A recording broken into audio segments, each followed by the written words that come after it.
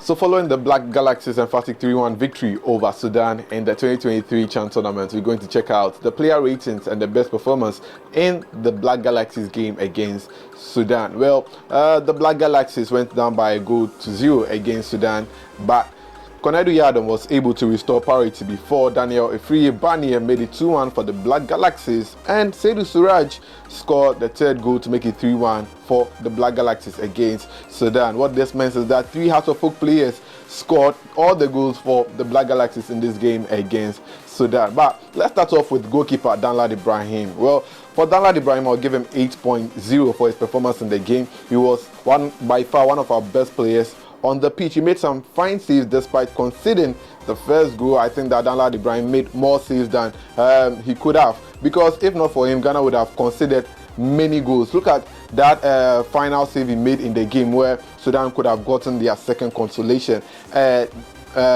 Unfortunately, one of the funniest things was when he came out to clear the ball and missed his kick and fell to the ground. We'll never forget that about Danlad Ibrahim, but by far he's one of the best players in this game against Sudan. Well, on the left back, we also have Augustin Ejapon, and he replaced Augustin Randolph in this game, and I must say that I'm really impressed with the youngster's performance in this game, and I'll give him also 8.0 for his performance, because I think Augustin Ejapon made some good crosses. His overlapping runs were all very good, and his position was not leaking that much, and I think that for that one, I'll commend Augustin Ejapon for his performance in the game, and he deserves an 8.0 for his performance in the game. Well, on the right back, we had Dennis Nkrumah Kosa, and for him I give him 8.1 for his performance in the game. Dennis Nkrumah Kosa was one of the players who contributed much in the game, and it was no doubt that he was able to send that cross for Konedu Yadom to get the equalizer for Ghana in the game. And I think that one of the things that Dennis Nkrumah Kosa must work on is his defensive prowess, because I think that whenever he overlaps, it makes it very difficult for his teammates to take care of his position. And I think that that is where Ghana has a number of problems, because when the pressure was on Ghana, I realized that the Sudanese were going through the right back position. Well, I think that overall he made a very great performance in this game. Well, then we also have Adomako, and I think that Adomako also did well in this game for the Black Galaxies against Sudan. And Adomako, I must say that he has been able to complement Konedu Yadom, but he had some few lapses in the game, and that is why I think that he has to step up on his performance. And for Adomako, I'll give him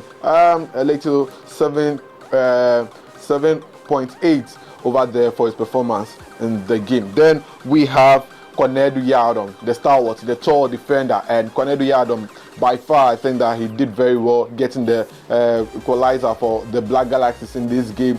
Was very, very much needed, and that was one of the players that I would say inspired the Black Galaxies to come back from 1 goal down to win the game by 3-1. Well, in midfield, we missed the presence of Blatin Awaku, but there was some player, Dominic Nsobila, who was able to make sure that Awako's presence was not really missed, and I think that Nsobila did very well in midfield, and I think that he can step up more and help the Black Galaxies. So for Nsobila, I'll give him 8.0 for his performance in the game. Now, for the man of the match in this game, well, it was RTU's David Abagna-Sagna, and David Abagna-Sagna was all over the pitch. He was involved in many of the interceptions in midfield and sent some of the accurate passes that we saw in the game, and I think that Abagna-Sagna did very well, and I'll give him 8.5 for his performance in this game. Well, we also had Simba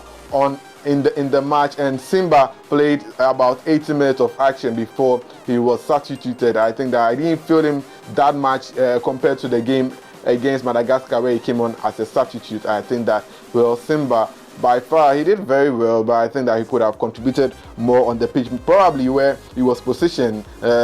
He wasn't given the opportunity to be up front and contribute to the 4-3-3, the final third of the pitch, and that is why I think that we didn't see much in the game. So for him as well, I'll give him 7.9 for his performance in the game. So yes, the last 3 players are those up front. Jonah Atukwe stood out very tall in the game. His runs were very, very vital. His cuttings and making sure that he tracks back whenever Ghana loses the ball was one of the things that caught my attention. His ability to cut in at the edge of the box and sometimes shoot was one of the things that worried the Sudan goalkeeper very much, and their defense were a little bit worried about Jonah Atukwe, and I think that for his performance, I'll give him 8.1 for his performance in the game. For Kofi Koji, well, I think that Kofi Koji has not been able to impress me in this game, and I'll give him 7 for his performance in the game. Kofi Koji was more of the player who wasn't the one getting the goals. We wanted someone who could be the goal poacher, but that kind of feeling was not over there, and I think that we missed a real threatening striker in our game, and I think that Kofi Koji did not really much impress. He got some few chances in the game. One of the chances he got was his one-on-one with the goalkeeper and rather touched the ball, thinking that the referee would have given him a penalty, but unfortunately not so. Well, the final player who started the match and, well, unfortunately couldn't end the match was Daniel Efriye-Banya. He got a red card in the latter part of the game, but by far, I think Daniel Efriye-Banya did very well in the game, and I'll give him 8.4 for his performance. So after David Abagna, I think that Daniel Efriye-Banya is one of our second best players on the pitch. Got the second goal for the Black Galaxies and scored another goal which took VAR to deny him that goal. He got some great chances in the game. I think that he should be more clinical going forward, despite going to miss the next game for the Black Galaxies. I think that he should be more clinical, and I think that, well, for Daniel Efriye-Banya, he is a complete player in the Black Galaxies, and I really appreciate his performance I really appreciate his performance in the Black Galaxies. Now, there were only 2 substitutes in the game, and that is Kwame Otu. And Kwame Otu, I think I didn't really much feel his presence in the game. I'll give him 7 for his performance in the game. But one of the super subs was Seydou Suraj, the Hearts of Oak player who scored the 3rd goal for the Black Galaxies in this game, and I'll also give him 8.0 for his performance in the game. Seydou Suraj was an instant sub in the game. He made his presence really felt in the game, and I think that Seydou Suraj, kudos to him, and he's a great chap. And Charlie, this game was really impressive, and I like the fact that Arnold Walker and his technical team were able to draw their plan very well. This is the first time that I'm seeing a real Ghanaian team come from behind to win a game by 3-1, even with a man down. And I say for Coach Arnold Walker, I think that he also deserves an 8.0 for the Black Galaxies performance in this game against Sudan. Well, that is it for this episode of Pulse Update Ghana. Thanks for watching. Please subscribe, like, share, and don't forget to leave a comment.